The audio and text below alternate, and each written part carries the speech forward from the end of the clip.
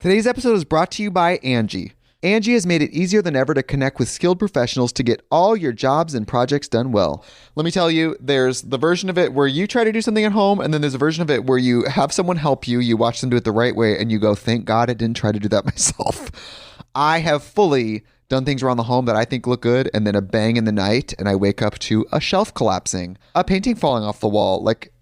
I've seen it all go south. I own a home, and I can tell you, I know how much work it can take. Whether it's everyday maintenance and repairs or making dream projects a reality, it can be hard just to know where to start. But now all you need to do is Angie that and find a skilled local pro who will deliver the quality and expertise you need. Whatever your home project, big or small, indoor or outdoor, you can Angie that and connect with skilled professionals to get the project done well. Right now, one of my wish lists is I want a bike for my condo in Milwaukee, and I would love to rig it up on a pulley in the ceiling because I have one of those like lofted ceilings, but I'm so scared to try that on my own. Angie has 20 years of home experience, and they've combined it with new tools to simplify the whole process. Bring them your project online or with the Angie app. Answer a few questions and Angie can handle the rest from start to finish, or help you compare quotes from multiple pros and connect instantly, which means you can take care of any home project in just a few taps. Because when it comes to getting the most out of your home, you can do this when you Angie that. Download the free Angie mobile app today or visit Angie.com. That's ANGI.com. ABC Thursdays. Welcome back. Grey's Anatomy is all new. Why didn't you tell me you were pregnant? The drama going down Bungee jumping from the bridge, his cord snapped. We need all hands on deck. is unbelievable. You think you're God's gift to this hospital? You're just another doctor. My relationship with Catherine is complicated. I'm gonna sue you. Your lawyers know where to find me. You're unbelievable. Grey's Anatomy. All new Thursdays, 10/9 Central on ABC and stream on Hulu. My dad works in B2B marketing. He came by my school for career day and said he was a big ROAS man. Then he told everyone how much he loved calculating his return on ad spend. My friends still laugh at me to this day. Not everyone gets B2B, but with LinkedIn, you'll be able to reach people who do. Get a $100 credit on your next ad campaign. Go to linkedin.com/results to claim your credit. That's linkedin.com/results. Terms and conditions apply. LinkedIn, the place to be, to be. Ladies and gentlemen, boys and girls, and those who don't identify as either, you are listening to Ratchet and Respectable. Heavy on the ratchet. Heavy on the ratchet. I'm recording this on Wednesday night. I have to record this episode in segments for a couple reasons. One, because the mayor of New York City, Eric Adams, just got indicted about an hour ago. As I'm recording, it's 11:31 on Wednesday night. Luckily, I'm not gallivanting in the streets. The indictment is still sealed. According to the New York Post, it's supposed to be opened in the morning.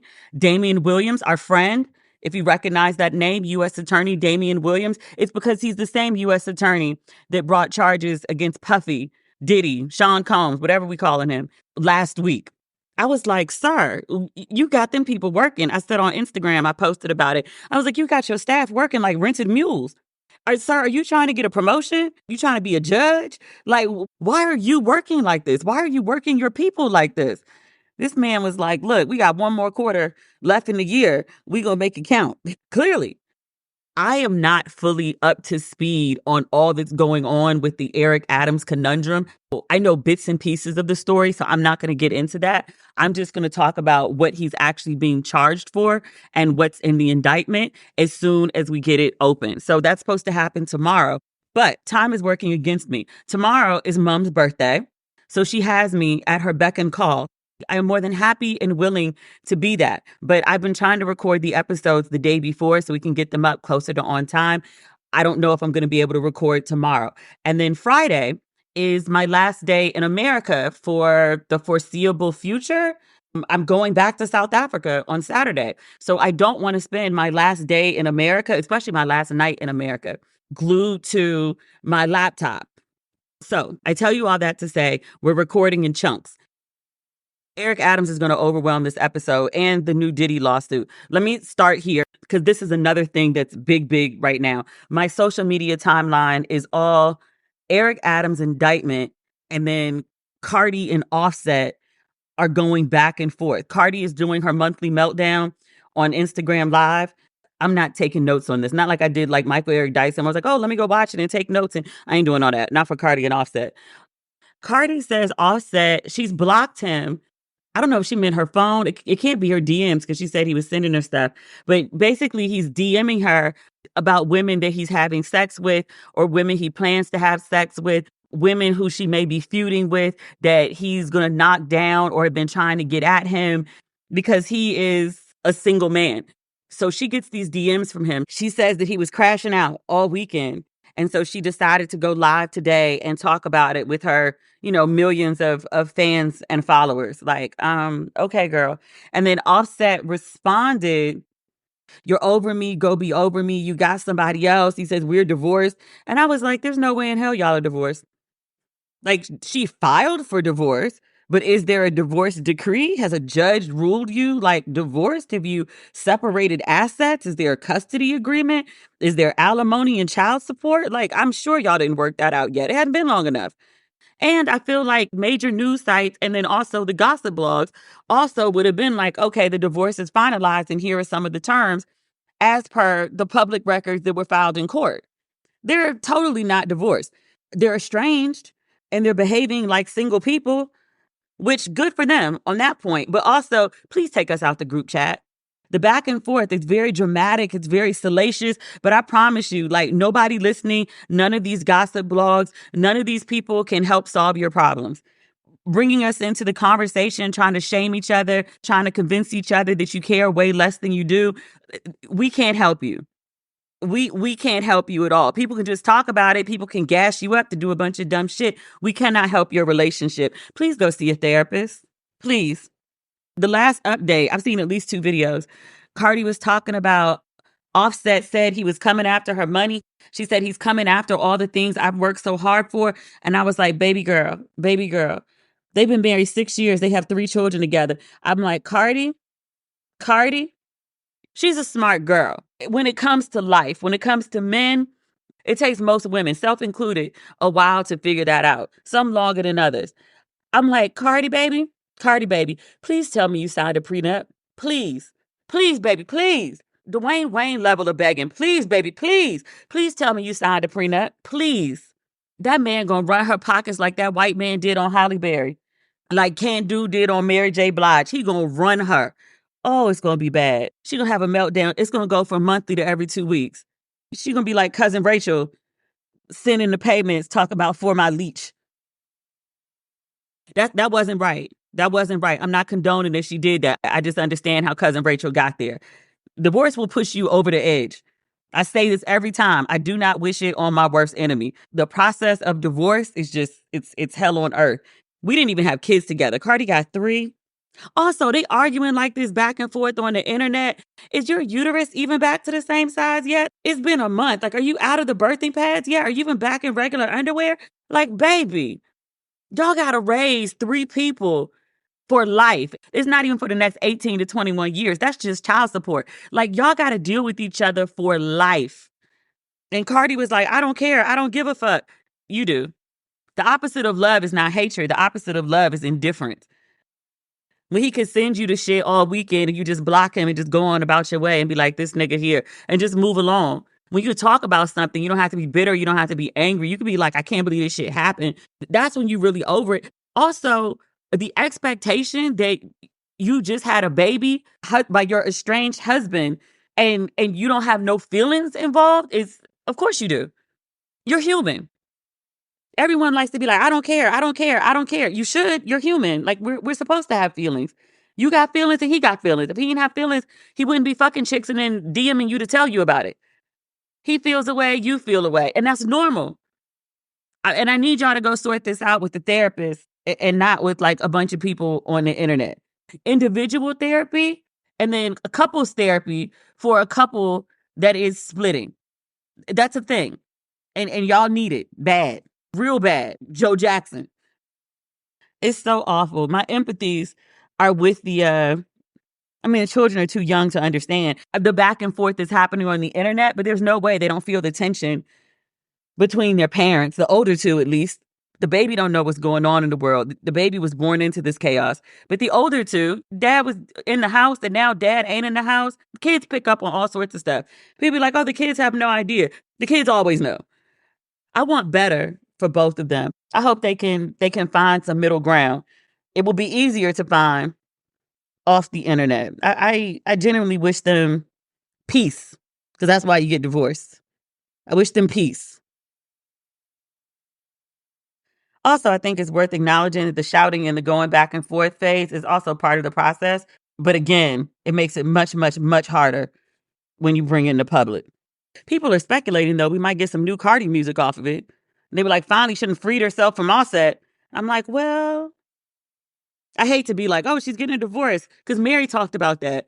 Remember when Mary was married and everybody was like, oh, now she's making all this happy music. We like sad Mary. And Mary was like, really, why would you wish that on me? Why would you wish that on me? We've all hit a point where we realized it was time to make serious money moves. Take control of your finances by using a Chime checking account with features like no maintenance fees, fee-free overdraft up to $200, or getting paid up to 2 days early with direct deposit.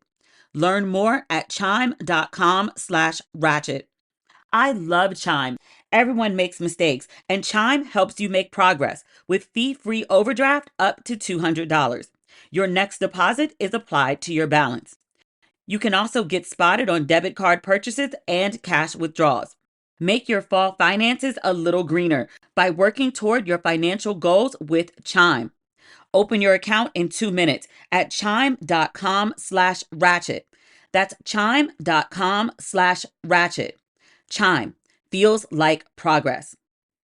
Banking services and debit card provided by the Bancorp Bank North America or Stride Bank North America, members FDIC. SpotMe eligibility requirements and overdraft limits apply. Boosts are available to eligible Chime members enrolled in SpotMe and are subject to monthly limits. Terms and conditions apply.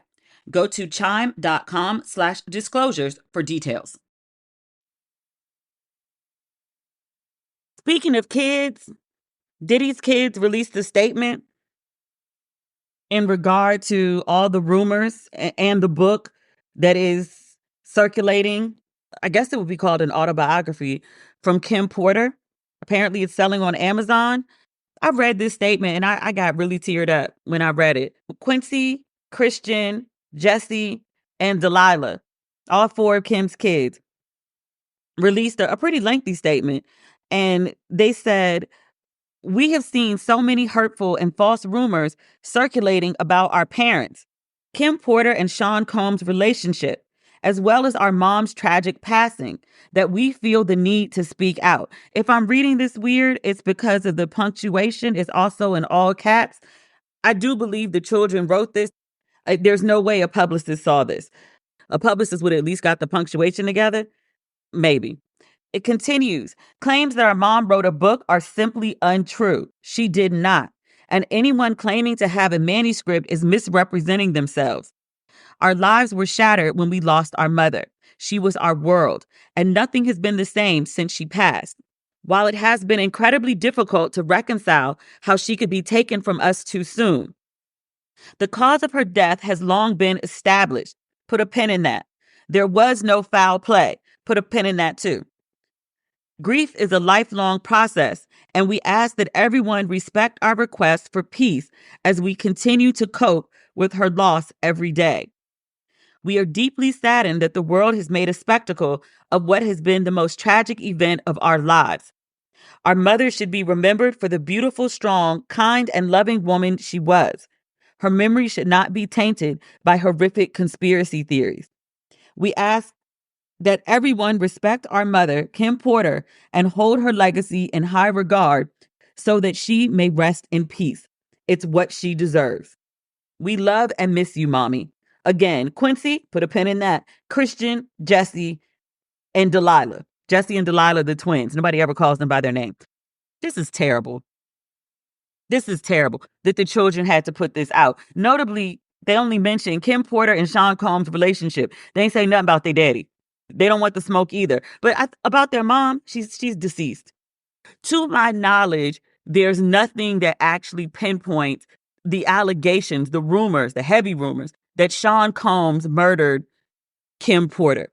If I recall correctly, the official cause of death was pneumonia. People had speculated about some other possible causes of death at the time.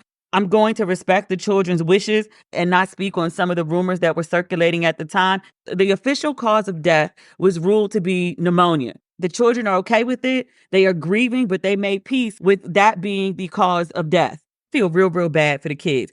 Your mother passed away suddenly, and then your father just got locked up by the feds. He's facing, I want to say, 9 civil lawsuits, including the one that happened this week. We're going to read that lawsuit today. It's bad. It's so bad. A deceased mom, a father that's locked up and has all these lawsuits accusing him of absolutely heinous shit. And all these people aren't lying. That's a lot for good and grown folk. They're still very young people. The kids are calling for people to basically keep my mama name out your mouth. Quincy's father, I'll be sure, wants the smoke. Perhaps not with the kids, but he very much wants an investigation into what happened to Kim Porter. He is convinced that Diddy had something to do with her death. He's also, let me choose my words, I don't think he said it directly, but he's heavily implied that Diddy also tried to kill him. I'm reading this on Al B. Sure's Instagram page. He says, peep game. For over a decade and a half, I've been posting about and tagging random law enforcement agencies in hopes to protect loved ones, avoid deaths and tragedies that could have all been avoided. Despite this, I have been ignored, ridiculed, and medically silenced to cover up these crimes you're all now aware of by a very aggressive PR team and costly campaign to silence and physically harm me from exposing. Oh, I need him to get an editor. That's not what matters here. Focus on what he's saying. He says all the things that he just described. He says it only aimed to prevent me from further sharing publicly the facts and insights Kim Porter shared with me during our frequent and intimate conversations and her selfless attempts to save my life by sharing frequent plans to do harm and possibly by ending my life. He says that he's writing this post to formally request an investigation into an entire group of individuals who worked at or around the residence of Miss Kimberly Porter, including the publicist who assisted drafting this. Does he mean this is in his statement or her book? I don't know exactly what this is. He continues, it has come to my attention that these persons were also instructed. He's talking about the individuals that worked at or around the residence of Kim Porter. He says these individuals were instructed to steal her computer and mobile devices, which contain her, quote, original book notes. He says original notes are distinct from the fabricated bullshit and offensive pages circulated via Amazon, which depict graphic sexual acts involving me that never took place and were edited and added after Miss Porter's tragic murder. So the kids are saying there was no book. Stop it. Let it go. I'll be sure. Quincy's dad is, in contrast, saying that perhaps not a book, but there were at least notes. He does acknowledge that the book that is circulating is, quote, a fictitious publication. But to be clear, he says that he's writing this post to formally request an investigation. Sir, have you actually contacted, I mean, not on Instagram and social media, but like, have you actually like picked up a phone and contacted the FBI? Like, have you gone to police or the district attorney? We know Damian Williams and that staff are working around the clock. Somebody's always there. Have you contacted them? They can add more charges to the indictment. Mr. Williams said as much at the press conference where he unsealed the indictment. Oh, can I just add something here? Because I had this back and forth. I told you I posted on Baller Alert, and I was like, why did I do this to myself? But I made reference to victims of Sean Combs, and several people were like, no, there's no victims. It's one victim. Cassie is the victim. That's it. The other 49 are witnesses. The one victim and 49 witnesses theory is something that Diddy's lawyer put out when he did the interview on CNN. Like, I watched that. I saw it like everybody else. But, just because the defense attorney says it doesn't make it true. I will also add the U.S. attorney, Damian Williams, he said, it clarified that there are multiple victims. Because somebody asked him during the press conference and they were like, hey, can you tell us how many victims are there? Is it victim? Is it victims? Like, what are we working with here? And he was like, no, there's multiple victims. And he alluded to an additional one. Like, we know one of them is Cassie, but he alluded to an additional one at the bail hearing. It's 100% multiple victims coming from the U.S. attorney's mouth, just for clarity. But I was like, Mr. Shore, what is Albie Shore's real name? I have no idea what his real name is. We'll show some respect. But Mr. Shore, I hope he takes that as the respect that it's intended. Like, putting this on Instagram, doing the equivalent of like a Gloria Allred press conference, like, that's fine. But I need you to actually take the information that you have to the U.S. attorney and let them handle it. Just tagging folks on Instagram with a bunch of hashtags, that's not going to get it, bruh. Like, he's like, hashtag Federal Bureau of Investigation, hashtag FBI, hashtag United States Department of Justice. You need to reach out to the actual places of law enforcement that you want to handle this situation. Did he say anything else? There's a part 2. It's worth reading. He's more aligned with where the kids are at this part. I'm not reading you the whole thing, just the standout parts. He says, he used a lot of words when he writes, kind of like T.I. It's really difficult to read. He writes, it's with a heavy heart that I reflect on the legacy of our beloved Lady KP. It is truly disheartening to think that those she considered close friends and who were financially compensated by her perpetrators, plural, may have conspired with the perpetrator to obscure the truth and tarnish her name, my name, and her unfinished book notes with these ridiculous and unfounded narratives. The absence of Miss Porter leaves a void, depriving her of the opportunity to address these inaccuracies personally and to share her own factual memoirs detailing the brutal terror and madness she endured. You know what? I feel like we're getting to the point that I'm actually going to have my lawyer review my podcast before they go out. Everything is alleged. I'm reading from lawsuits. I'm reading from news reports. I'm reading from people who are directly impacted. I'm reading the statements that they make public, but it's all alleged. I ain't trying to get Tasha Cade out this bitch. Check all the text messages of those who serve in a PR capacity, as they have brilliantly and underhandedly crafted this fictitious story to service a personal vendetta. He says there's more. There's so much to unpack. Unfortunately, I'm the only survivor by the blessings of a medical team that initially gave up because of multiple system organ failure, septic, intubated on a ventilator for 38 days, and forced to visit death's doorstep. But the God I serve, give a testimony. The God I serve and worship had another plan. He says, keep in mind, this is just a G-rated version of what I endured over a decade plus to silence the OG. I also kept forensic records of every individual who was sent my way to set me up, track me, gaslight me, and allegedly cause harm to my system. This is what I was saying earlier about him. Like, he doesn't actually say, like, Diddy tried to kill me, but he's insinuating that someone tried. This is part 3. He goes on to talk about the quote, fake unauthorized edit, the Kim Porter book, which I read was like #1 on Amazon. And I was like, y'all really went and bought that book? Did. Oh, okay. He says Kimberly was allegedly taken from us because she was set on course to accomplish what Miss Cassie Ventura did by igniting the bonfire, which brings us here today with the avalanche. These mixed metaphors are killing me. Brings us here today with the avalanche that has brought Satan, he meant Satan, to their chambers.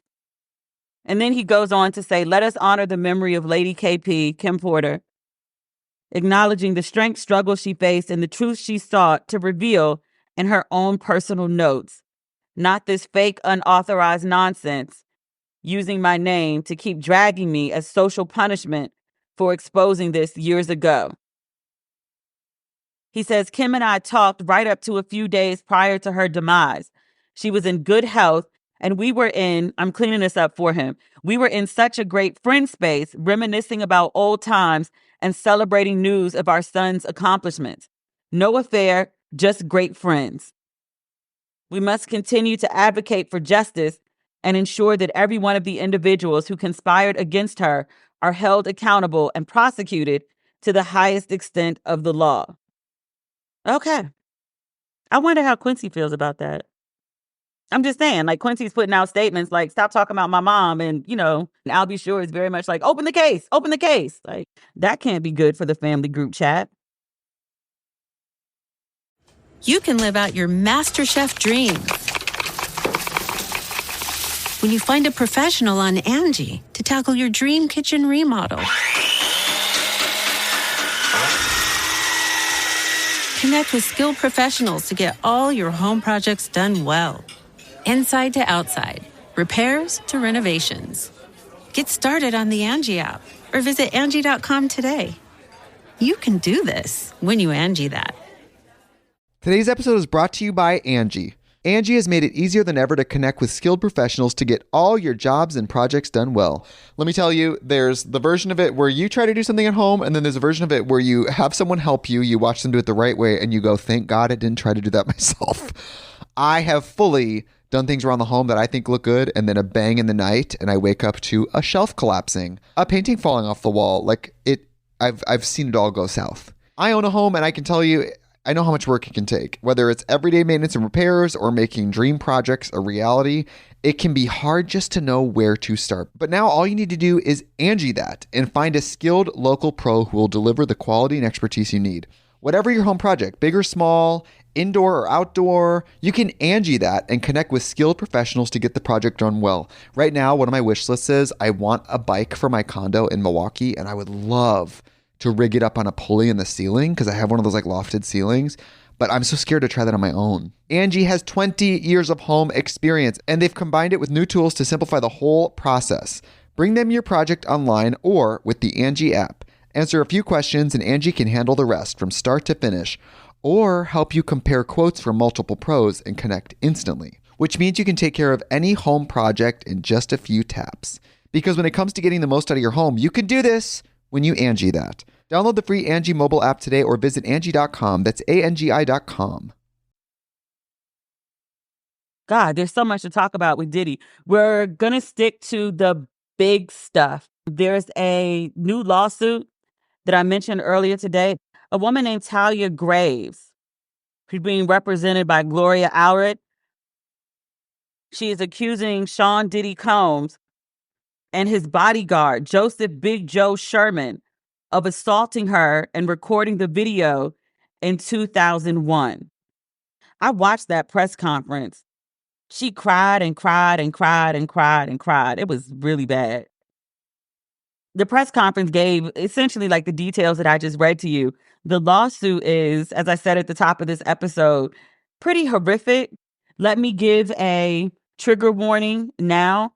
There are graphic descriptions of sexual assault in this lawsuit. It's really hard to read. If you are sensitive, even medium sensitive to content of this nature, I would suggest to you that you fast forward. Just go on and skip ahead to the next part of our conversation, which should be the grand jury indictment of Eric Adams. It should be available in the morning. Again, we're taping this in sections. So you can go ahead and go now if you need to. No worries. I won't take it personally.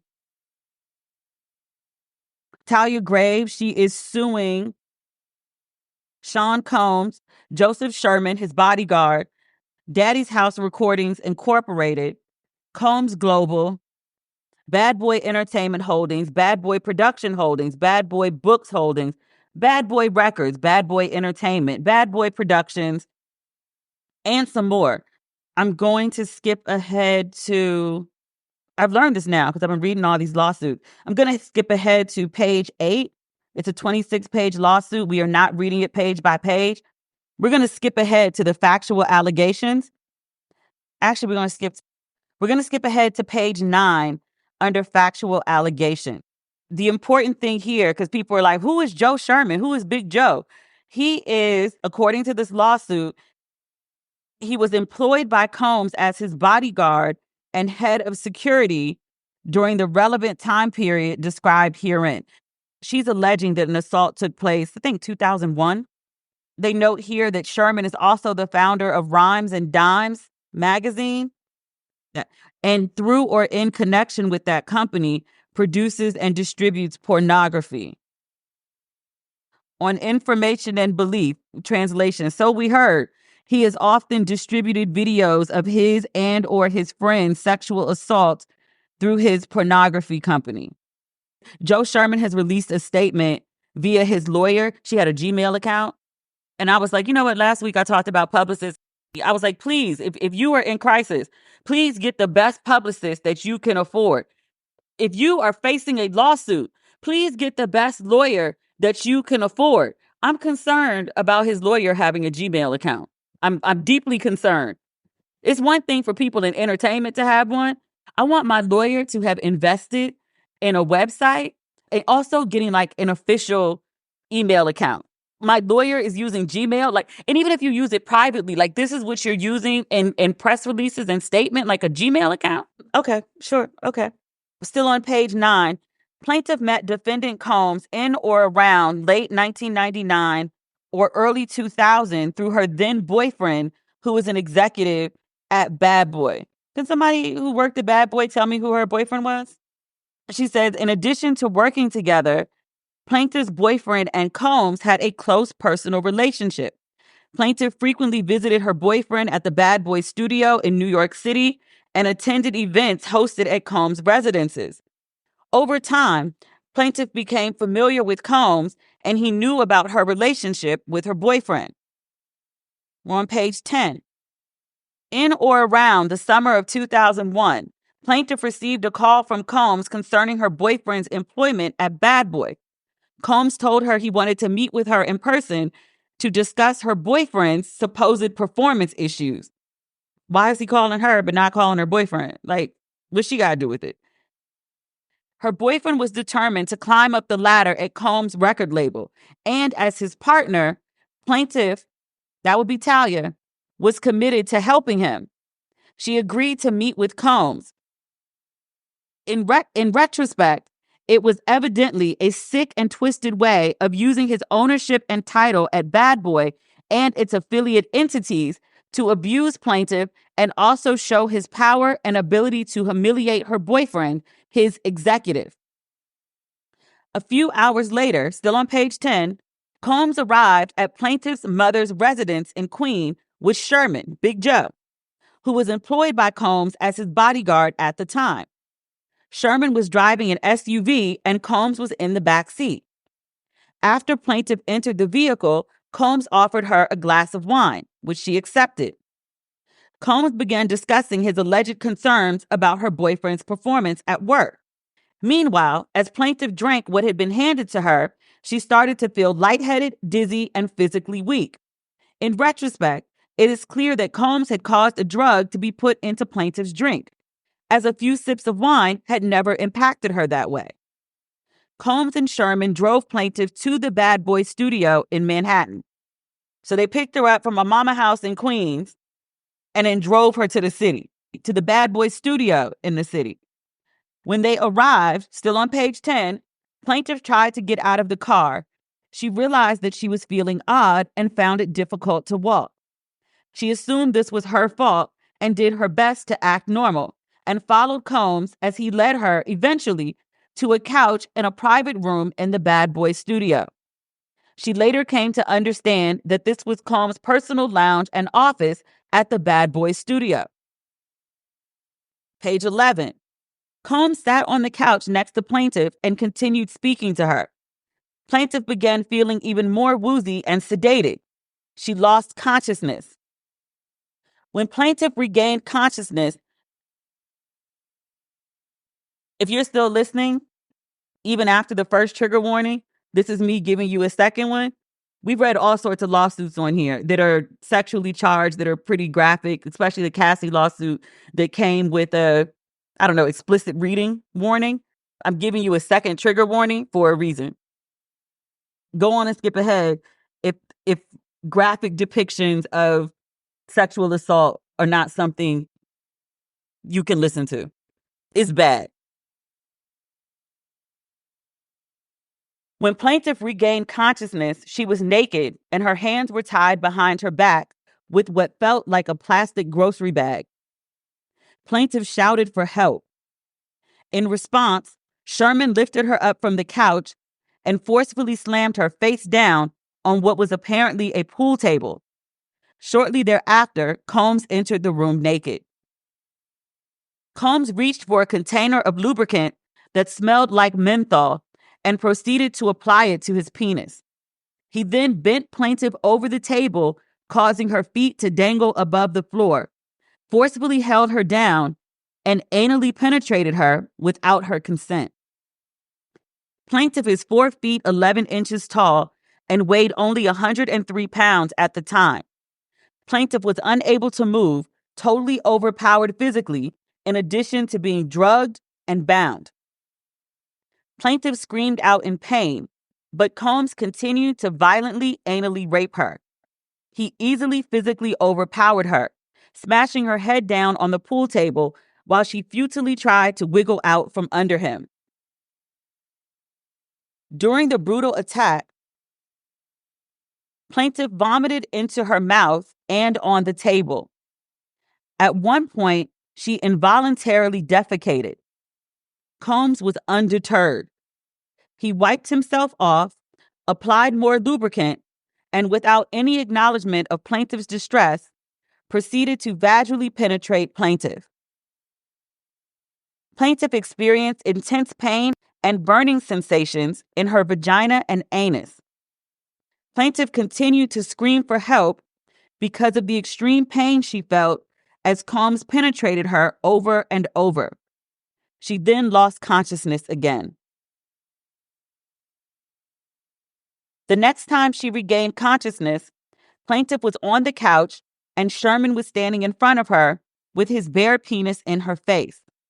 Sherman slapped plaintiff in the face and forcefully inserted his penis into her mouth. Sherman slapped her yet again and continued to thrust his penis into plaintiff's mouth.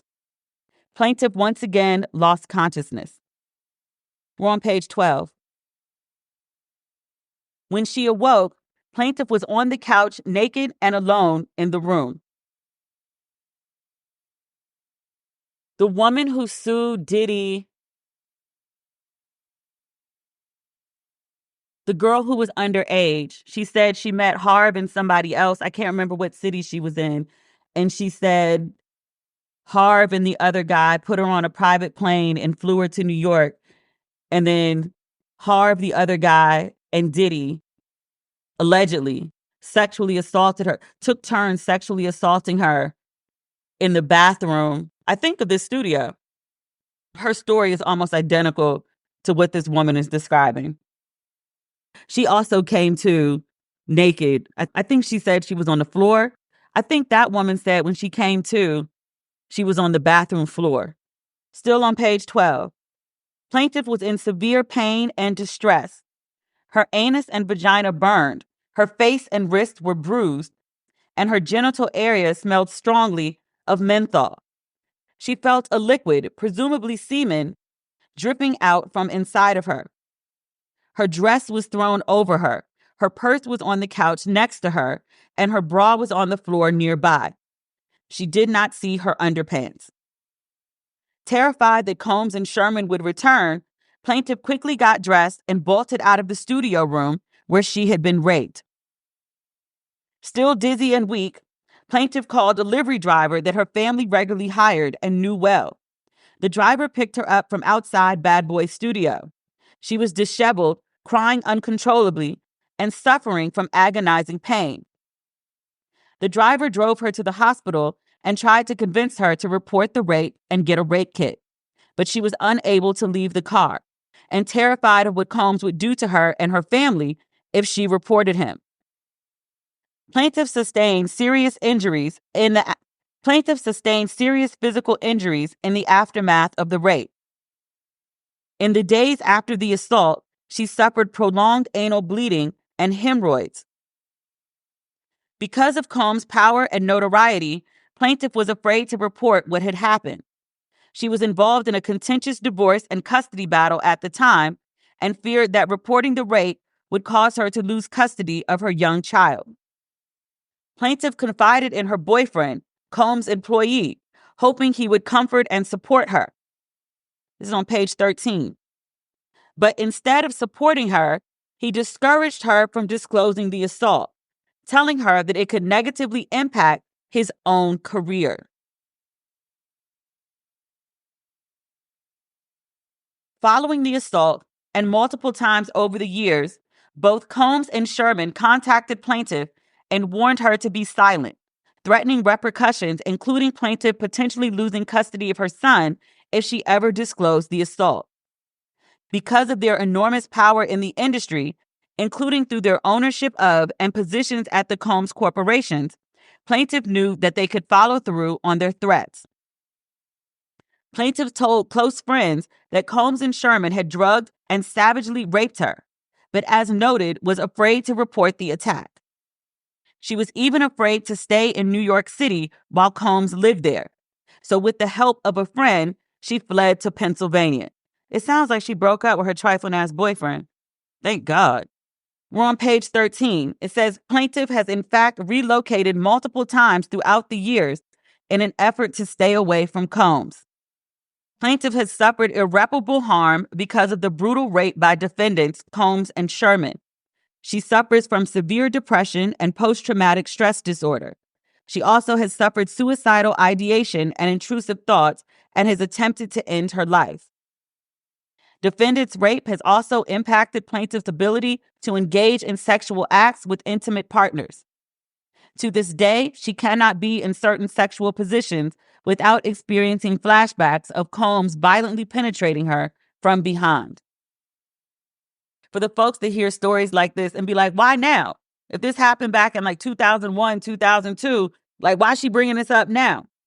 Here you go. Page 14. On or around November 27, 2023, all the trauma of the rape came flooding back to plaintiff when her former boyfriend revealed to her for the first time that Combs and Sherman had recorded and published the video of the horrific attack. The boyfriend said, sometime after the actual rape itself, Sherman and Combs had showed him and a group of men, some of whom were also employed by Combs companies, the video of plaintiff being raped. This is literally the same story as the girl who said she was assaulted when she was 16. She said that the assault happened, and then like a while later, she said she was friends with Devontae from Jodeci, who mentioned to her, like, you know, there's like a tape of you and them and sex and whatever. And she was like, I'm sorry, what? She says, allegedly, that Devontae is the one who told her that there was a tape. This is literally the same story.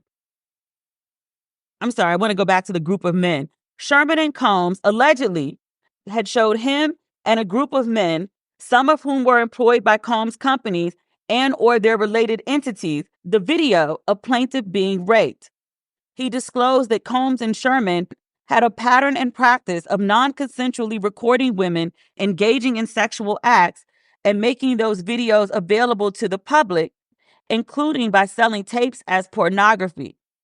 A bad boy artist, who that? Later corroborated in a text message that Sherman, quote, used to sell porn of him doing this to chicks. And that Sherman, quote, did that to a lot of women.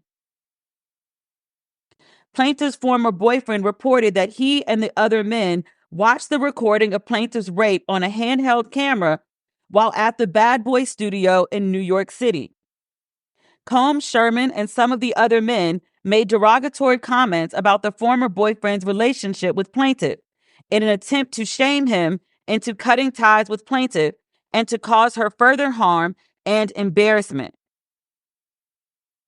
On information and belief, i.e. what we had heard was, defendants continued to show the video of the rape to others over the years and through to the present, and or sold the video as pornography. We're on page 15. It says plaintiff was shocked and horrified that Combs and Sherman had recorded and publicized the video of them raping her. After over 2 decades spent trying to heal and distance herself from the experience, plaintiff was devastated by the news. She experienced acute psychological distress, plunging into a deep depression and having suicidal ideations.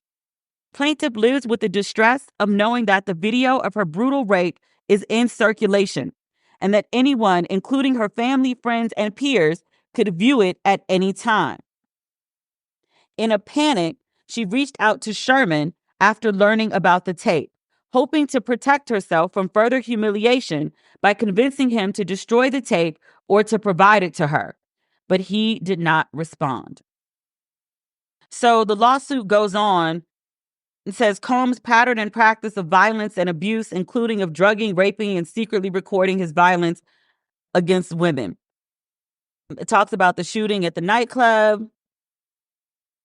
It talks about all the people, including Cassie, who have accused him of sexual assault or violence or gang rape or all the things that we've been reading in lawsuits for the last 10 months. It talks about this on page 18. It talks about his arrest on September 16th. That seems like an eternity ago. It's 9 days as of this recording.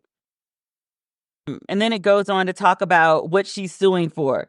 Violation of New York City Victims of Gender-Motivated Violence Protection Act. She's suing everybody. All the corporations we mentioned at the beginning, plus the bodyguard, all of them. Second cause of action, violation of New York civil rights law, blah, blah, blah, blah, blah, blah. She's suing Combs and the bodyguard.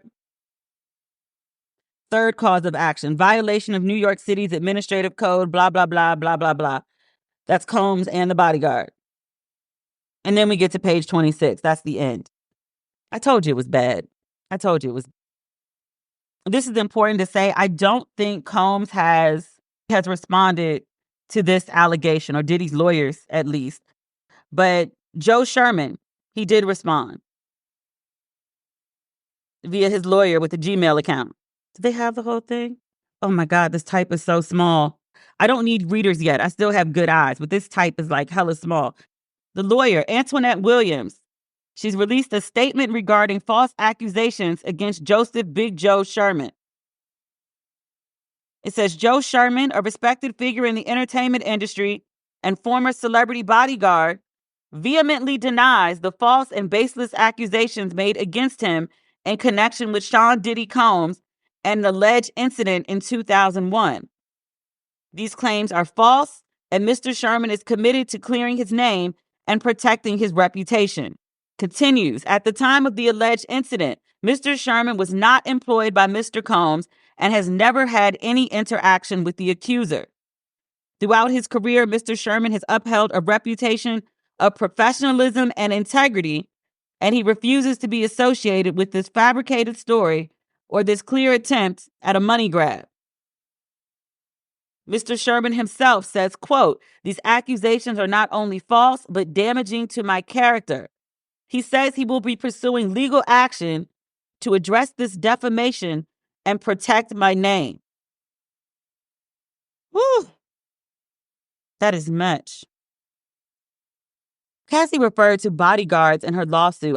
I don't remember if she used names or not. Do we have time to go look at Cassie's lawsuit real quick? Actually, maybe we do, because I looked up Cassie's lawsuit the other day. I don't remember what it was that I was curious about. I was looking for something else, and then I came across her mentions of baby oil.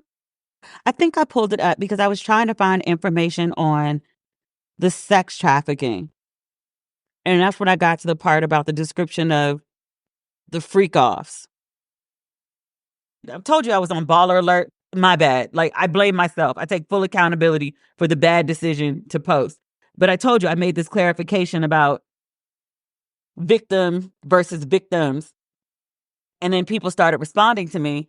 And the responses went in all sorts of different directions. Eventually, the responses were, what is the big deal about these freak-offs? Like, you know, the feds are prosecuting him for sex, like flying a chick in to have sex. Like, you fly in your girlfriend, you fly in some girl that you're seeing because you want to have sex, you get flued out. Like, now that's sex trafficking. And I was like, I mean, it is when it's non-consensual. Consent makes a huge difference in all of this. But they were like, these people were in a long-term relationship and they like to do freaky shit. They were doing play parties. Why are people acting like that's criminal? And I'm like, once again, you're having a misunderstanding of consent. When you're like, you know what? Like me and my partner, like we both are down. We both want to do this. Like we both about this life. That's one thing. When you're about that life and your partner's not about that life and you force them to do it, you drug them to do it, you beat them in order to make them do it. Somebody doesn't want to do it so bad. They say no. And then they also have so much anxiety they're throwing up. And you're still like, yeah, you're going to do it. That's not consent. People were like, oh, it's not sex trafficking. It's just sex. They had orgies. What's the big deal? Just for a primer to bring us up to date on exactly what Cassie alleged. This is page 16 of Cassie's lawsuit. It was 35 pages. It notes that the encounters would last multiple days. That's in the federal indictment. It says he would tell Miss Ventura at random moments that he wanted a freak off. At certain points during Miss Ventura and Mr. Combs' relationship, he would insist on a freak off weekly. Mr. Combs would repeatedly tell Miss Ventura that this practice was our thing and our secret. This is page 17. Mr. Combs' assistants would help to set up the freak offs, including by setting up the hotel suites with baby oil and Astroglide. This detail about the baby oil and Astroglide is in Cassie's lawsuit. It just didn't stand out at the time. People assume there might be a bottle or two, not that he had like a whole stockpile, which I'm like, if this kind of detail came up in this lawsuit, like you didn't think maybe you should get rid of like the 1,000 bottles of baby oil and Astroglide before the feds raided your house? Like you just going to keep evidence of like Cassie said there was baby oil and Astroglide. And then they show up and there's like 1,000 bottles of baby oil and Astroglide. Like you didn't think that maybe you should, what people should do and what people do are entirely different things. If everybody behaved in the way that they should, if they used common sense, if they didn't use electronic devices to record criminal activity, then far less people would be in jail. What people should do and what they do, it'd be nice if people could close the gaps. People don't. It talks about the copious amounts of drugs that were consumed during the freak-offs. And then they talk about the IV fluids in the days after a freak-off, not just the day, in the days after, plural, a freak-off to recover from the excessive substances pushed upon her. She was required to dress up in lingerie. The detail everybody picked up on last time was the white nail polish. He liked her to wear the white nail polish to contrast her nails with the skin of the black men he hired to have sex with her. This is page 17 of the lawsuit.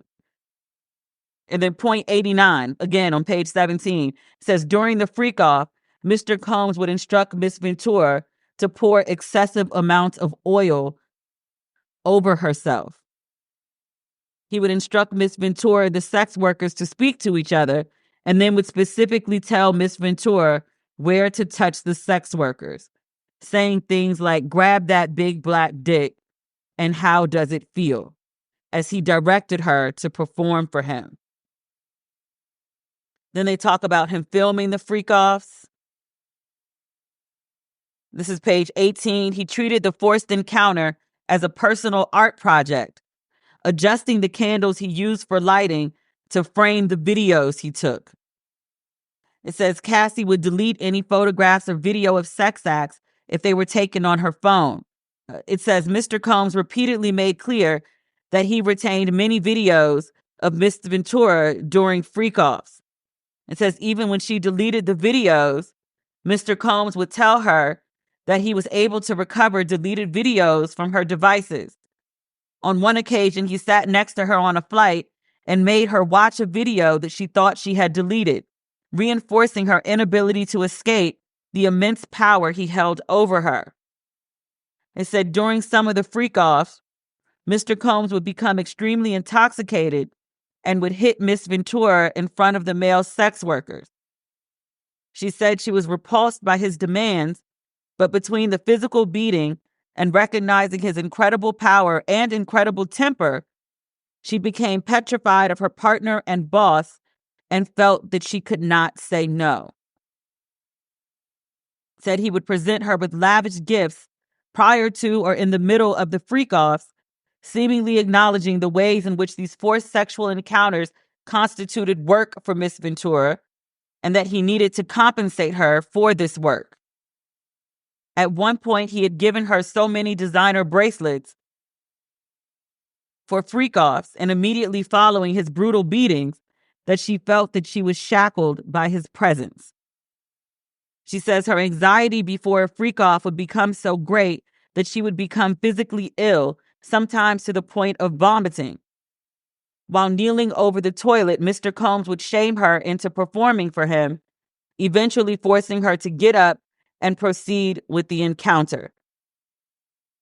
She knew firsthand that telling Mr. Combs that she did not want to engage in freak-offs was met with anger and violence. Being a part of the royal family might seem enticing, but more often than not, it comes at the expense of everything else, like your freedom, your privacy, and sometimes even your head.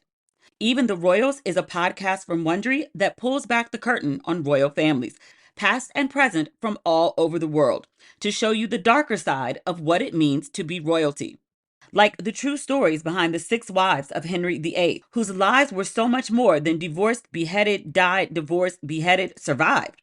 Or Esther of Burundi, a princess who fled her home country to become France's first Black supermodel. To Queen Christina of Sweden, an icon who traded in dresses for pants, had an affair with her lady-in-waiting, and eventually gave up her crown because she refused to get married. Throw in her involvement in a murder and an attempt to become Queen of Poland, and you have one of the most unforgettable legacies in royal history. Instead of settling for a predictable royal life, these women blew theirs up in the name of freedom and embracing their true selves. Follow Even the Royals on the Wondery app or wherever you get your podcasts. You can binge Even the Royals ad-free right now on Wondery Plus. I know that none of you watch porn, but just in case you have any friends that do, help me pass along this important PSA.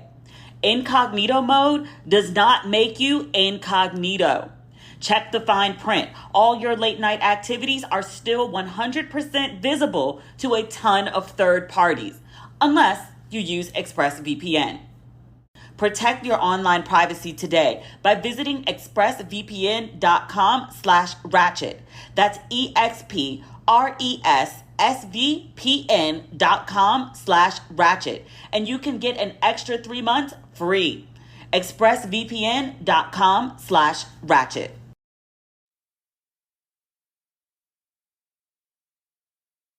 While we're waiting for Eric Adams' indictment, we might as well just go ahead and read the statement that he's put out so far. It's worth noting, Eric Adams is the first New York City mayor that has faced criminal charges while in office. At this time, we're now into the wee hours of Thursday morning. The mayor has not been arrested, but he is expected to turn himself in next week. The mayor, Eric Adams, he has denied any wrongdoing. He released a minute-long video, and he made the video before news of the indictment hit because he refers to any charges that he may face. He says that those charges will be, quote, entirely false based on lies. I'm reading this on AP. He says, quote, I always knew that if I stood my ground for all of you, that would be the New Yorkers, that I would be a target, and a target I became. He continues, I will fight these injustices with every ounce of my strength and my spirit. I watched the video. He was more wordy than that, but that's the gist of it. He also said that he is not planning to resign, although multiple people have called on him to do such. I think it was the New York Post that had the story. Yeah, because I posted it on my page. You know, Joe Biden said he wasn't going to step down, or at least step aside, rather. He didn't step down, but he wasn't going to step aside. He was like, no, I am your president, and I am running for office. Like, I'm doing this. He was like, Jesus himself would have to come tell me. And then, like 3 days later, he was like, yeah, so I'm not doing this. So, what Eric Adams says today before the indictment is unsealed, today's defiance may not be tomorrow's defiance. Just like the price changes, maybe the defiance changes depending on what he gets charged with. Also, like, is he going to jail? Diddy is in jail because a lot of his charges are about violence, and there was also his attempts with witness tampering. And then also because he got all that money and private jets and access and friends, and they don't want him to flee and go be in Bali with Russell. And then they got to make a big effort to bring him back. So they were like, no, we're going to go ahead and lock you up. Eric Adams is not liquid in the same way. I don't know all the access to power and wealth that he may have through friendships or connections, or because I think one of the charges, they haven't said yet. Again, the indictment is sealed. But one of the investigations he's been dealing with is something about receiving money from the government of Turkey for his campaign, I think. By the time you listen to this, by the time you hear this, it'll all be fleshed out. I don't know what kind of funds he has. I would guess he's probably not a flight risk. I'm totally just speculating. But I'm like, how you going to run the city if they lock you up? If they put you in the jail with Puff, you going to run the city from the jail? Is that legal? This is the wildest year ever. People keep saying, like, Cat Williams, goddamn it, come back and close the portal. You opened up this portal at the beginning of the year and let all this nonsense come through. We got 3 more months of this year, which also includes a presidential election. We, the people, we can't take much more. This is not what I signed up for. Ratchet, I mean, maybe I kind of did. Ratchet and respectable. I thought the ratchet would mostly come from, like, entertainment. And then, like, white folks shenanigans. That was my thought process. But all these high-powered black people keep fucking up. Allegedly. In the U.S. court system, you are innocent until proven guilty. I feel like enough people done came out against Puff. We can't call him guilty. We still got to say alleged. But I'm like, if 9 people and the United States government accuse you of the same shit, you did that shit. Everything they said you did, you did. Also, while we're speaking of Puff, Netflix and 50 Cent, it was rumored before, but it's official now. 50 Cent is working on a surviving Diddy documentary, which I thought it was official. We talked about this last week's episode. I don't break news. I talk about what's in the papers.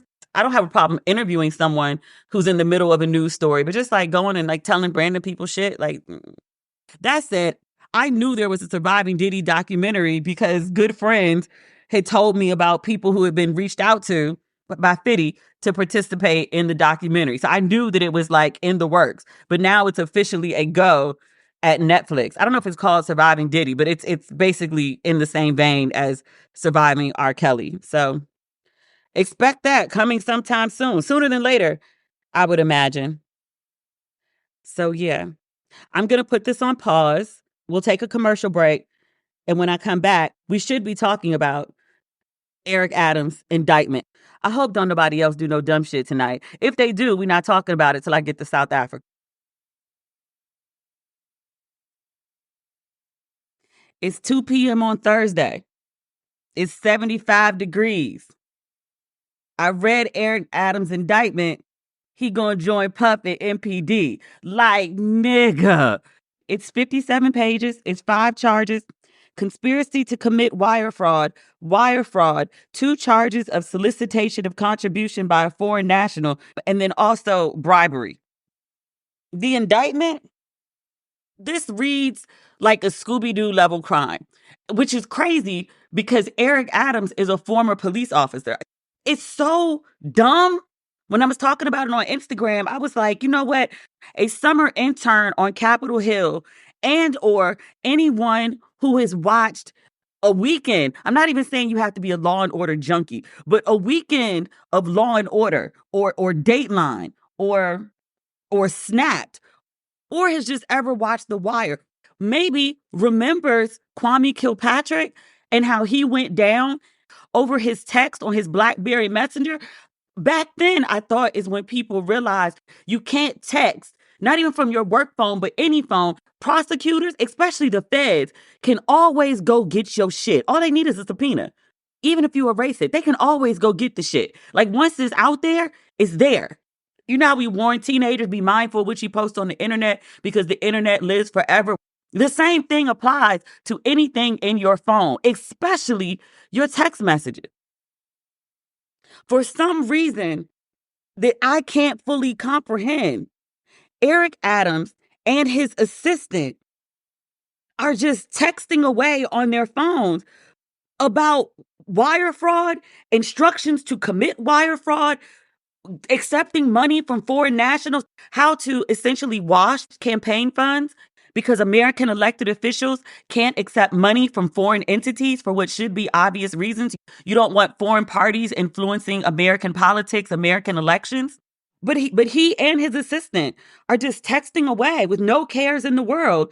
They sitting up here texting the way I talk to y'all on the podcast, just free and unbothered, no cares in the world. What's the Kanye line? I'm sitting up here on TV talking like it's just you and me. Somebody at one point asked Eric Adams, he says, hey, we've been discussing probably some things we shouldn't discuss on these texts. Is it cool? And Eric Adams texts back. He said, it's not a problem. I always erase my text messages. And yet somehow they found their way into a federal indictment. Nigga. We're not going to go through this lawsuit page by page. One, because it's 56 pages and I barely slept last night from recording the earlier parts of this episode and then editing them. I couldn't sleep. So I would wake up and just edit for 2 hours in the middle of the night, fall back asleep, and then wake up and keep going. It's not worth it to do a page by page read of the indictment. It's just so goddamn dumb. We will talk about the details. We're just not going to go through it page by page. Also, I think it's important to share with you my mindset when I speak about this particular indictment and the charges that are alleged against the sitting mayor of New York City, who is refusing to resign. I was talking to some political folks really high up. One of them is my friend in Baltimore who was in Mayor Pugh. She's in jail, or at least she was in jail. Did she get out yet? He was a part of that administration. He was fine, but he was just giving me some details about, when City Hall got raided. And I was like, I'm sorry, what? And he was like, yeah, I was there. They called me. He was like, I got a heads up and went over. And I was like, bruh, I need to buy you some drinks and just listen to your stories about life. I didn't know you were living like this. And he was like, it was a time. But we were talking this morning and he was like, yeah. So he was like, all this, like, I'm not going to resign. I'm not going to resign. He's going to have to resign. He's radioactive now. Nobody in the city is going to want to do anything with him. He could do a ribbon cutting. No one wants to stand next to him in pictures. No one's taking his calls. No one's working with him. People under him are going to continue to resign. It will stop the business of the city from being done. And also, from what I read in the indictment, this man is 110% going to jail. He might as well just enjoy his last few days of freedom. He's going to go away for a while. He is 100% doing time. Based on the text messages. It's all written out. Like, it literally reads like a script. A former cop who is a bad criminal and doesn't understand the basics of crime, you can't erase text messages. So my point of view here, my dad worked in national politics.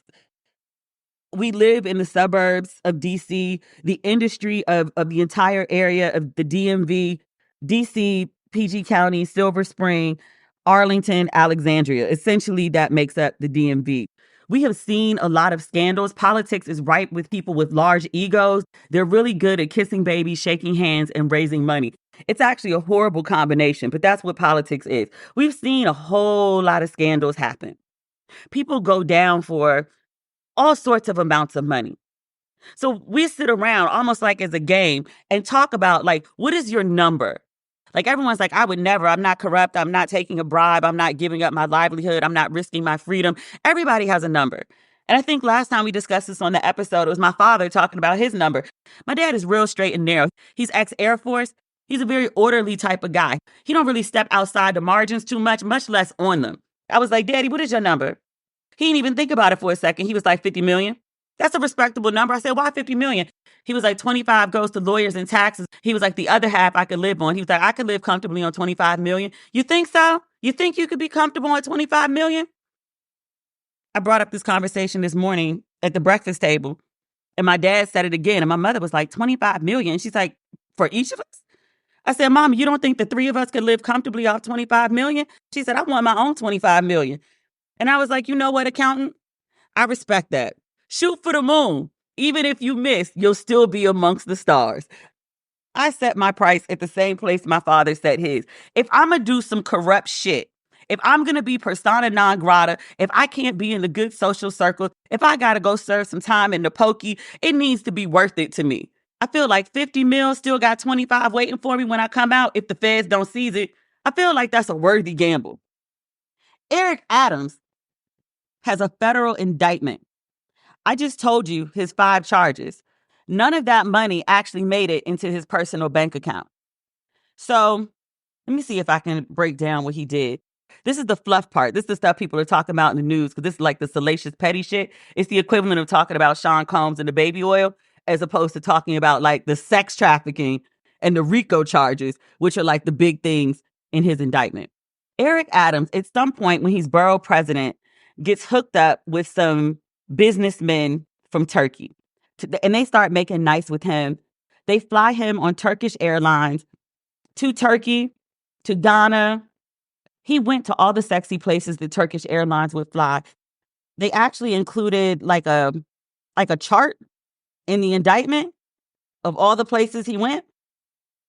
He flies business class with the lay down seats. For a lot of these places, like they're booking the tickets last minute. So the flights are like $10,000, $15,000. One trip, the flight and the hotel were something like $41,000.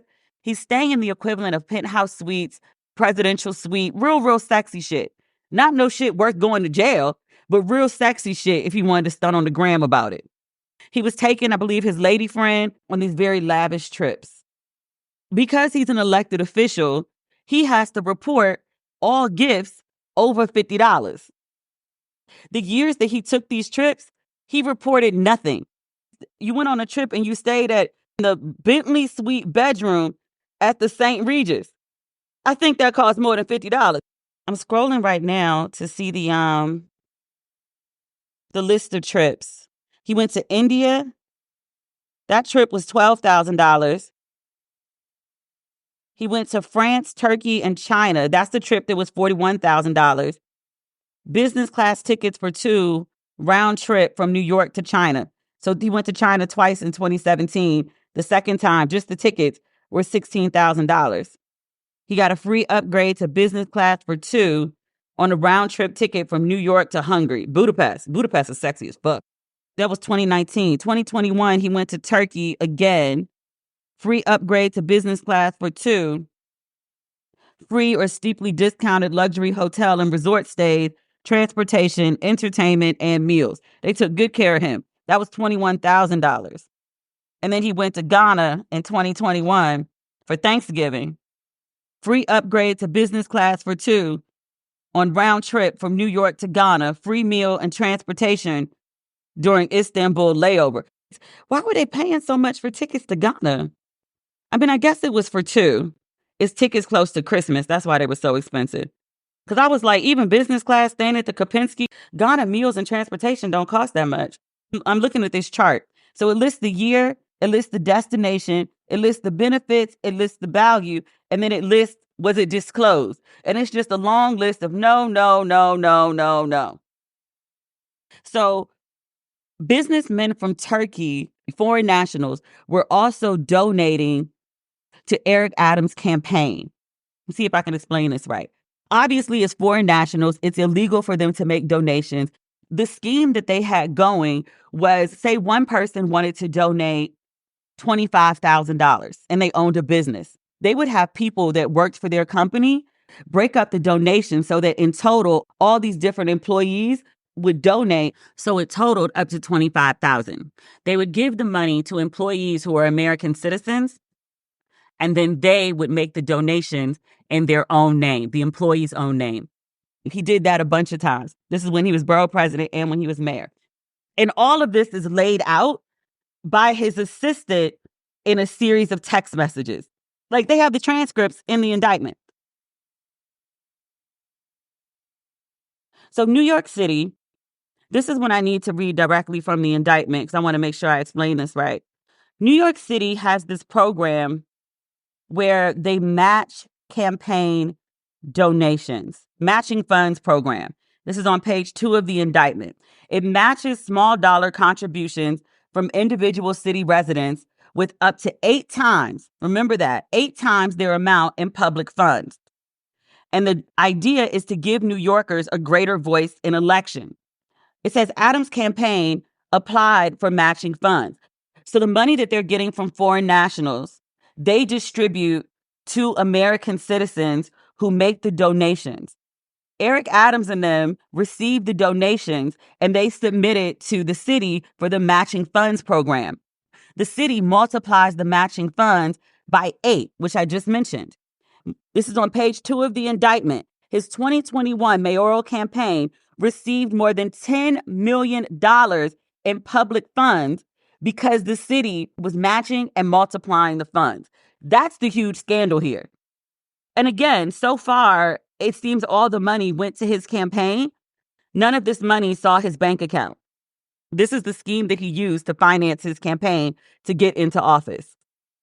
So in exchange for all these free trips, these lay-down flights in business class, fancy, sexy hotel suites, I read through the indictment, there was a situation where, this is September 2021, this is after he's the mayor, there's a situation where a Turkish official can't get a building open, a 36-story skyscraper, because the New York City Fire Department, it's not passing the fire inspection. This is on page 3 of the indictment.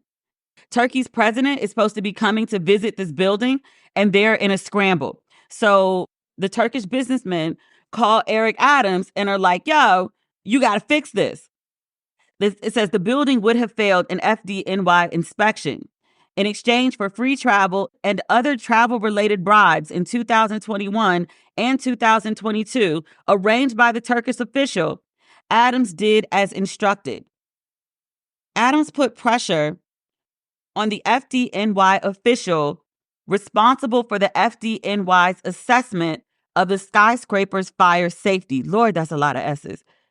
That official was told that he would lose his job if this building didn't pass inspection and open on time for the high-profile visit by the Turkey president. After Adams intervened, the skyscraper opened as requested by the Turkish official. There was another ask that had something to do with the building. I think that ask is detailed a little more further down in the lawsuit. The group chat was like, this is nigga shit. You did all of this for paltry amounts of money. This man has frustrated me today. You are the second Black mayor of New York City. And the first mayor, they said it was 110 mayors of New York City. And you were the first one to face criminal charges while serving in the role. Even Giuliani's corrupt ass got out of office without criminal charges, but you and David Dinkins, the only 2 Black mayors, and your ass end up with a federal indictment. Sidebar conversation, because this keeps coming up with Diddy. It came up with Bill Cosby. It came up with R. Kelly, too. We do this thing. Anytime something happens to Bill Cosby, R. Kelly, Diddy, because that's like the big story right now, and now Eric Adams, people are like, well, the white guys do it. The white guys do it. Like Harvey Weinstein did it for years. Hugh Hefner did the same thing Diddy's doing, but Hugh Hefner never went to jail. There's so many people like Epstein, but they go after like a Diddy. There's this desire, I think especially among Black men, to want to do what white men do, including the criminal shit, and want to get away with it. But they're like, well, white boys do it. You're not white. I mean, it's not even you aspire to be like the best of white men's accomplishments. It's a frustration because I see people wanting to get away with the worst. Why can't Diddy do the same thing Hugh Hefner did? There's so many white politicians that are corrupt. They do so much worse. I mean, why are they going after Eric Adams when, Trump got 34 felonies and is running for office? Why does Eric Adams get indicted for wire fraud and bribery and accepting money from foreign nationals when everyone knows Trump does the same shit and Trump is still running for president? How does that work? I mean, it's racism, clearly. But like, why do you aspire to get away with criminal shit? That whole speech we all got and then the rest of America finally heard when Shonda Rhimes put it in Scandal, like you have to be twice as good. You have to be twice as good as in being smart and as in being strategic, but you also have to be twice as good in terms of not being corrupt. Like, they gunning for you. And you do forced errors. That's what I call this. You do forced errors like this shit that Eric Adams is accused of doing all throughout this indictment. Eric Adams clearly likes money, big boy money. I'm like, sir, you was 3/4 of the way there. You got elected to be mayor of New York City. It's not like mayor of East Bumfuck. It's like you and the mayor of LA. Y'all are like the Regina George of mayors. You're the popular ones. All you had to do, 2 terms is best. If he could serve 1 term as a popular New York City mayor, clean up something, get 1 fancy project done, but you become mayor, you leave there, you go get a cushy corporate job because everybody and their mother's going to try to recruit you, pay you a few million, you don't have to do a lot of work. Go sit on some fancy boards of places that'll also pay you to be on the board because they just want your name affiliated with it because you're the former mayor of New York City. Like, they just want to be able to put your name on shit. They'll trot you out to do some speeches and go around and talk to people, and people are enamored. Can we take a picture? Can we do a selfie? Because you're the former mayor of New York City. You would have had your millions. You could have financed all your vacations to Ghana and Turkey and all the other places that you like to fly around to on your own dime, and you wouldn't have had to worry about the feds coming after you to do it. This is the fucking blueprint, my dude. I'm going to run through the indictment real quick and see if there's anything else in here. I didn't take notes. I didn't highlight. I just read it. Oh, this part is important. This is on page 3. Eric Adams, the defendant, and others working at his direction, that's the assistant I keep referring to, repeatedly took steps to shield his solicitation and acceptance of these benefits, that's the trips and such, from public scrutiny. Adams did not disclose the travel benefits he had obtained in annual financial disclosures he was required to file as a New York City employee. Sometimes Adams agreed to pay a nominal fee to create the appearance of having paid for travel that in fact was heavily discounted. Other times, Adams created and instructed others to create fake paper trails. They put all this shit in the text messages, by the way. Weebay wouldn't even talk in the car. Just rules exist for a reason. Rules exist for a reason. Not texting wasn't a crack commandment only because texting didn't exist then. We didn't get texting until like 5 years later. The song came out in 96. It would have been on the list. It would have been the 11th commandment. Do not talk about criminal shit on electronic devices. Oh my God. I'm still reading on page 3. Adams created and instructed others to create fake paper trails, falsely suggesting that he had paid or planned to pay for travel benefits that were actually free. And Adams deleted messages with others involved in his misconduct, including in one instance, assuring a co-conspirator in writing that he always deleted her messages. We're on page 6. Within a year of becoming Brooklyn Borough president, Eric Adams began building relationships with foreign nationals. This shit goes back to 2015. He ain't new to this. He true to this. In all the wrong ways. Back then, he was taking trips to Turkey. He ain't report none of that shit. I keep calling this person Eric Adams' assistant. The person is referred to in the lawsuit as Adams' staffer. I'm going to still keep calling him the assistant, just FYI though. But that's what I mean, is the staffer. If you go and read the indictment, that's what I'm referring to. Okay, we're on page 8. It's going on and on about Adams' luxury travel. He just flying everywhere, flying, up and away, flying high in the friendly skies. See some world. I'd love to travel. I ain't going to jail for this shit. It's great. It ain't that great. I ain't going to jail. I'm also not an elected official. That's a whole separate story. I also pay for my own shit with actual factual money that I earn. I told y'all somebody wrote me and it was like, who is your sponsor? And I was like, do you mean corporate? I was like cattle?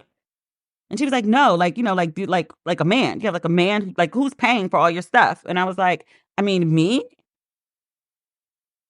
Podcast is pretty popular. I'm just saying. It has been, you know, since like around the pandemic, like the year after it started, when we started doing twice a week, it wasn't because it was unpopular. Just saying. I'm not trying to stunt. I realized because I never say things, people be like, oh, your little podcast. That little podcast comment pissed me the fuck off, if you can't tell. That's not what we're talking about. We're talking about Eric Adams. This is something else that he did as a favor in exchange for all these trips and the donation. Adams had maintained a relationship with a Turkish community center in Brooklyn. In or about 2016, the Turkish official told Adams that the community center was affiliated with a Turkish political movement that was hostile to Turkey's government, and that if Adams wished to continue receiving support from the Turkish government, Adams could no longer associate with the community center. Adams cut ties. It's page 13. Page 15. This is Adam's staffer texting one of the Turkish businessmen. They're asking for money. The businessman says, fundraising in Turkey is not legal, but I think I can raise money for your campaign off the record. The staffer said, how will Adams declare that money here? The businessman says he won't declare it or will make a donation through an American citizen in the U.S., a Turk. I'll give cash to him in Turkey or I'll send it to an American. He will make a donation to you. The staffer replied, I think he, as in Eric Adams, wouldn't get involved in such games. They may cause a big stink later on, but I'll ask anyway. The staffer followed up and asked, how much do you think would come from you? The businessman responds, max 100,000. The staffer responds, 100K? Do you have a chance to transfer that here? Follows up, we can't do it while Eric is in Turkey. The businessman responds, let's think. After this conversation, the assistant, the Adams staffer, asked Eric Adams whether the staffer should pursue the unlawful foreign contributions offered by the businessman. And contrary to the staffer's expectations, Eric Adams directs the staffer to pursue the promoter's illegal scheme. Why are y'all discussing criminal conspiracies on fucking text and email? How the fuck does somebody this stupid become mayor? I know more than this. Can I run New York City? I ain't the smartest person in the world. I know smart people. I could put them around me. I got good ideas. Make NYC affordable again. Start there. I got too much scandal to run for office. People start digging in my emails and texts. It ain't no criminal shit, but it's some trifling shit. I'm just telling you now. People in general are okay with people being trifling. People don't like hypocrites. Like when you put yourself on a pedestal and be like, I'm better than you. I'm better than you. And then people find out that you trash just like them. People hate that. But if you like, yo, I really ain't about shit. I got issues. I got problems. They be like, well, me too. Carry on. Do what you do. It's no story. If somebody's like, yo, I'm trifling. And then you like find out they trifling. You be like, well, they kept it 100. What you gonna say? No scandal. More contributions. More dumb shit in writing. November 2018, a wealthy Turkish national who owned the Turkish University, a for-profit educational conglomerate in Turkey, visited New York City. Adams met with the businessman at Brooklyn Borough Hall. At the close of the meeting, the businessman offered to contribute funds to the 2021 campaign. Although Adams knew that the businessman was a Turkish national who could not lawfully contribute to U.S. elections, Adams directed the Adams staffer, the assistant, to obtain the illegal contributions offered by the businessman. Following up on the directive, I hate this nigga, yo. Adams wrote to his assistant that the businessman is, quote, ready to help. I don't want his willing help to be wasted. WAISTED,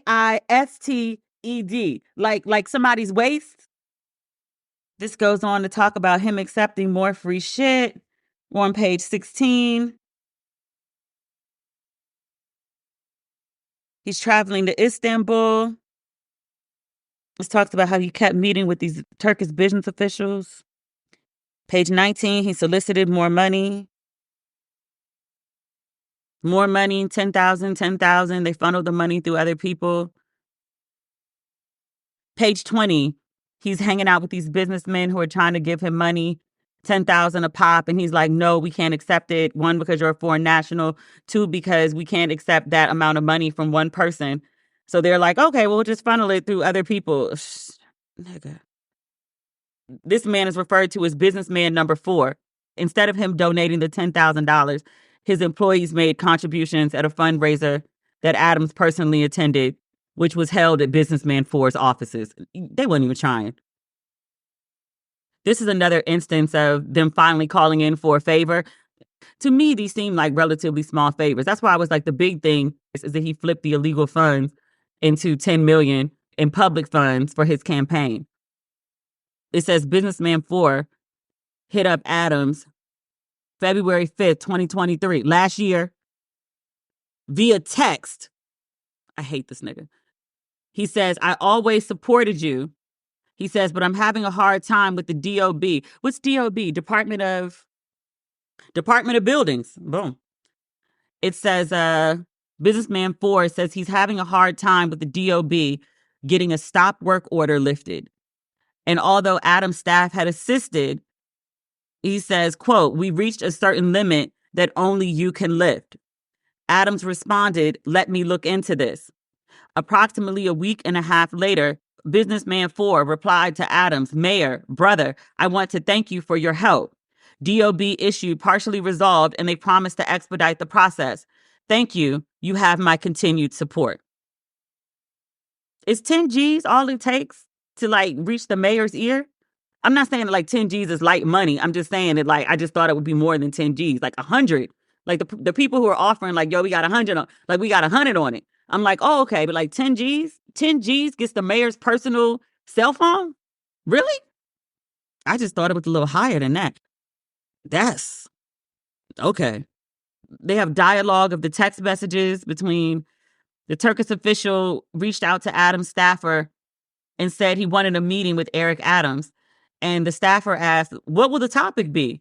The Turkish official, the foreign national, responds, the election, that's what. The staffer says, okay. None of these people have any decent sense.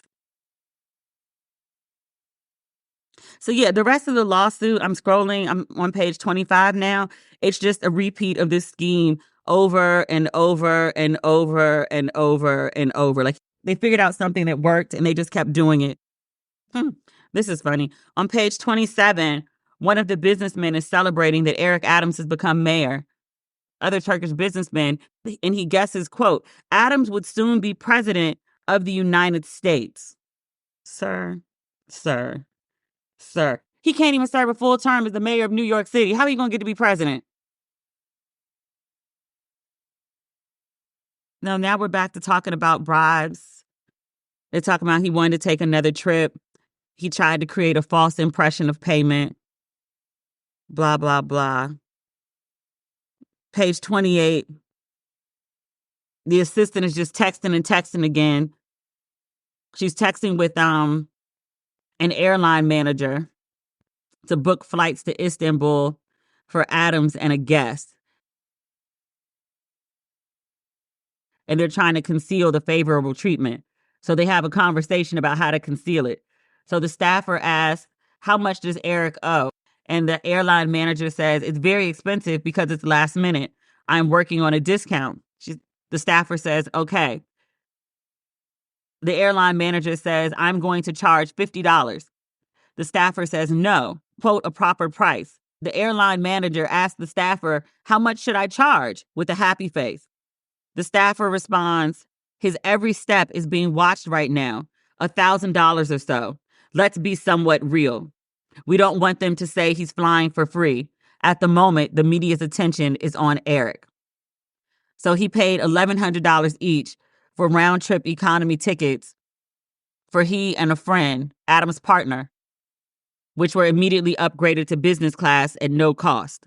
The indictment notes that if Adams had purchased business class tickets on the open market, they would have cost more than $15,000 in total. There's another text. I'm tired of reading these texts. I'm going to read you this last one, and after this, I'm done. The level of stupidity. The staffer is texting with the airline manager. The staffer says, Eric is asking where they can go in Turkey. Do you have recommendations? Nigga, go look at Pinterest like everybody else. The manager says 4 seasons. The staffer says it's too expensive. The airline manager responds, "Why does he care? He's not going to pay. His name will not be on anything either." And the staffer responds, "Via text." Super. I hate these people. Like, I legit hate these people. Has this person been indicted? I want to personally call for this person to be indicted for the crime of stupidity. I can't. I can't. I'm done. It's just more of the same. It's just more of the same. We're on page 30. It's more of the same. Let's see, page 39. It's a little different. Early December 2021, Adams announced the members of his transition committees, which were established to advise the mayor-elect and his team on policies and appointments before he took office. Initially, there were no members of the Turkish community on any of the committees. On December 8, 2021, the Adams staffer, the assistant, sent the airline manager a link to a list of Adams transition committees and asked the airline manager, "Have you looked at the list?" The airline manager responded, "It would suit me well to be the lead or senior advisor." 2 days later, the airline manager sent a message reiterating, "Lead, please. Otherwise, seat number 52 is empty on the way back," meaning that if the airline manager was not given a position on the transition committee, it would affect Adams' travel benefits from the Turkish airline. On December 17, 2021, the Adams staffer sent Adams a list of members of the Turkish community to add to Adams' transition committees, with the airline manager as the top name. On December 23, 2021, a senior Turkish government official sent the airline manager a series of text messages noting the airline manager's membership on Adams' Infrastructure, Climate, and Sustainability Committee and sending applause emojis. The airline manager responded that his membership on the transition committee was in service of Turkey. Quote, "Thank you, brother. We are doing our best to serve our country adequately.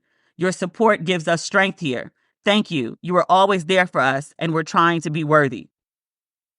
This is page 43. In 2023 and 2024, Eric Adams, the defendant, again solicited and knowingly accepted foreign contributions. Sir, were you doing this earlier this year? You were doing this earlier this year. There have been investigations and raids of multiple people in your camp. You were still doing this shit? Yes. This is page 46. Adams and his co-conspirators attempt to conceal their criminal conduct. Throughout the commission of the conduct described in paragraphs 1 through 46 of this indictment, it says Eric Adams, the defendant, and his agents and co-conspirators sought to conceal their wrongful conduct from scrutiny by the public and law enforcement. He assured the Adams staffer he had a practice of deleting all of his messages. He directed the Adams staffer to ensure that his activities in Turkey in 2021 were shielded from public view. It points out here, on November 2nd, 2023, the FBI executed a search warrant. At the point that the FBI executed a search warrant in 2023, why were you still doing criminal shit in 2024? We're still on page 47, almost to the end. The FBI executed search warrants at, among other locations, the residences of Adams' fundraiser, one of the businessmen, and then the Adams staffer that we keep talking about, the assistant. Each took actions to conceal the criminal conduct they had committed with Adams. This is still on page 47. After learning that FBI agents had arrived at her residence, but before answering their repeated knocks at her door, the Adams fundraiser called Adams 5 times, even though the agents had not yet given the Adams fundraiser any indication of the purpose for their visit. When the Adams fundraiser then spoke with the FBI agents, she agreed to discuss many subjects. What? Without a lawyer? I'm done. I'm done. I'm done. Lawyer. Why are you having conversations with the FBI without a lawyer? Avon Barksdale could have been the mayor of New York City. So could Prop Joe. They had beautiful business minds. They were just using it toward criminal shit. They weren't stupid. They were smarter than Eric Adams and his staff, apparently. We're still on page 47. This is an action-packed page. This talks about the businessman. He agreed to speak with FBI agents and acknowledged that he and his employees had contributed to the 2021 campaign. He further acknowledged that he had spoken with the Turkish official about his construction company's fundraiser for the 2021 campaign. But he lied in order to conceal the donations he orchestrated, falsely denying that he had caused his construction company to reimburse his employees for their contribution. And he said he didn't know why the company had issued identical checks to 10 employees for the amount of their contributions shortly before the fundraiser. Everyone here is stupid. How do you become these important businessmen and you don't even try to cover up a paper trail? Not even try. Just give the people the money in cash. That's not me trying to tell you how to run a criminal conspiracy. It is me telling you should probably watch more Law and Order and more shows about criminals. Or maybe interview some criminals. Ask people. Eric about to go to jail. He's going to be with criminals. Maybe he'll become a better criminal because right now he's trash. He should walk the straight and narrow. He is not good at crime. The Adams staffer also agreed to speak to the FBI. Lawyer, lawyer, lawyer, lawyer, lawyer, lawyer, lawyer, lawyer. Why is no one asking to speak to a lawyer? The Adams staffer also agreed to speak with FBI agents and falsely denied the criminal conduct of herself and Adams, among others. I knew it was a her. I wonder if she was sleeping with him. I'm just asking because, like, the mistakes that she's making are so goddamn dumb. I'm like, is there a dick involved? Eric looked like he might be able to sling a little something. He's not a bad-looking man. He's not the best-looking man, but he's not a bad-looking man. He has some power. He ain't got no sense. I'm just saying. At one point during her voluntary interview, i.e., no lawyer, the Adams staffer excused herself to a bathroom and while there, deleted the encrypted messaging applications she had used to communicate with Adams, the Turkish official, the airline manager, and others. So I just want to be clear. I want to read this sentence to you one more time. She was sending encrypted messaging via apps, and she thought that that would circumvent the FBI. I'm done. I'm done. You saw some random fucking apps on your iPhone was going to circumvent the FBI. You went in the bathroom and deleted the text like the FBI wouldn't just be able to send a subpoena to your phone carrier and get them. Really? On November 6, 2023, FBI agents executed a search warrant for electronic devices used by Eric Adams, the defendant. Although Adams was carrying several electronic devices, including 2 cell phones, he was not carrying his personal cell phone, which is the device he used to communicate about the conduct described in this indictment. When Adams produced his personal cell phone the next day in response to a subpoena, it was locked such that it required a password to open. Adams claimed that after he learned about the investigation into his conduct, he changed the password on November 5th, 2024, and increased complexity of the password from 4 digits to 6. Adams had done this, he claimed, to prevent members of his staff from inadvertently or intentionally deleting the contents of his phone because, according to Adams, he wished to preserve the contents of his phone due to the investigation. But Adams further claimed he had forgotten the password he had just set and thus was unable to provide the FBI with a password that would unlock the phone. You don't think the FBI, the fucking FBI, can unlock your phone? This nigga acting like it's a girlfriend who caught him cheating. As the federal investigation, this is page 48, into the criminal conduct of Eric Adams, the defendant, continued, so did his efforts to frustrate that investigation. This talks about the people who've been visited by the FBI now talking amongst each other, trying to figure out what had happened with the FBI and encouraging each other to lie to federal investigators.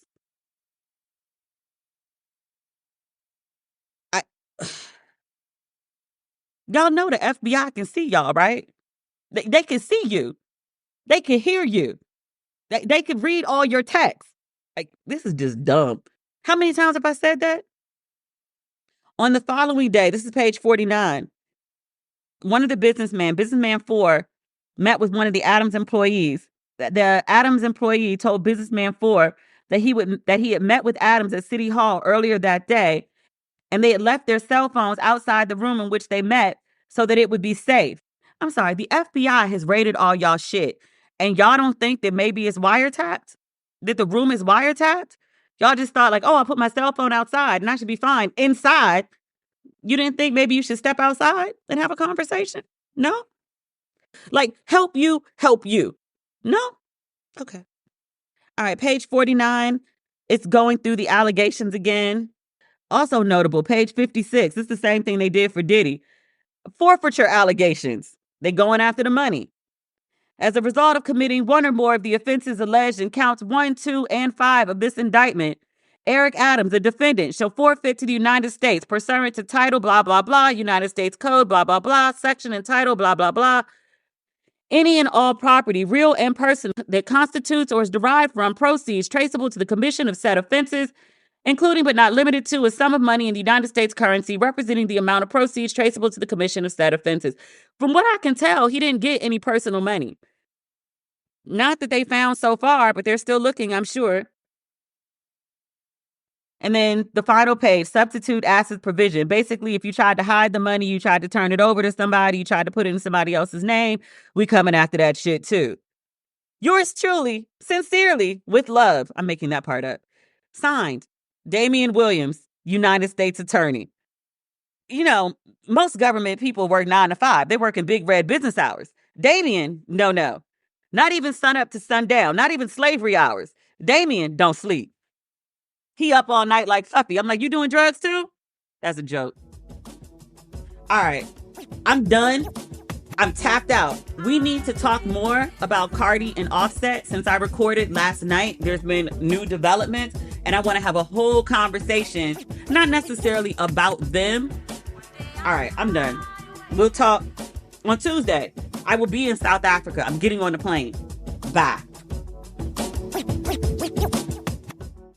Today's episode is brought to you by Angie. Angie has made it easier than ever to connect with skilled professionals to get all your jobs and projects done well.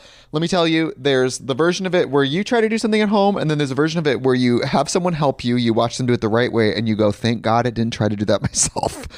I have fully done things around the home that I think look good, and then a bang in the night, and I wake up to a shelf collapsing, a painting falling off the wall. Like, I've seen it all go south. I own a home, and I can tell you, I know how much work it can take. Whether it's everyday maintenance and repairs or making dream projects a reality, it can be hard just to know where to start. But now all you need to do is Angie that and find a skilled local pro who will deliver the quality and expertise you need. Whatever your home project, big or small, indoor or outdoor, you can Angie that and connect with skilled professionals to get the project done well. Right now, one of my wish lists is I want a bike for my condo in Milwaukee, and I would love to rig it up on a pulley in the ceiling because I have one of those like lofted ceilings, but I'm so scared to try that on my own. Angie has 20 years of home experience, and they've combined it with new tools to simplify the whole process. Bring them your project online or with the Angie app. Answer a few questions and Angie can handle the rest from start to finish, or help you compare quotes from multiple pros and connect instantly, which means you can take care of any home project in just a few taps. Because when it comes to getting the most out of your home, you can do this when you Angie that. Download the free Angie mobile app today or visit Angie.com. That's ANGI.com. 911, what's your emergency? Oh my God, bees. You said bees? ABC Thursdays, 911 is all new. That truck was hauling 22 million killer bees. With the 3-part season premiere of that. That's enough bees to kill 44,000 people. Is that some bee-nado? This one's gonna sting. Help is coming! 911, all new Thursdays, 8, 7 Central on ABC, and stream on Hulu.